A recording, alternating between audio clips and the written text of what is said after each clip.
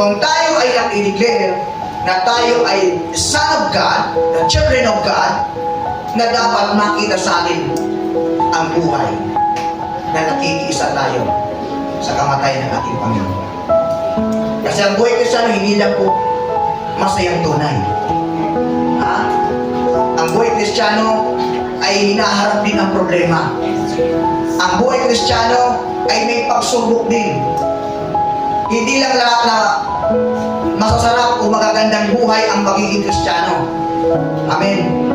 Kahit na hindi ka Kristyan, sabihin natin hindi ka born again Kristyan, sabihin natin, hindi ka pa nakilala sa Panginoon, tanong ko po sa inyo, wala po ba kayong problema? May problema kayo, pagkagising pa lang sa umaga, may problema na kayo. Anong problema nyo? Talusan. Magkatabi ako, walang kasukat, may problema yan.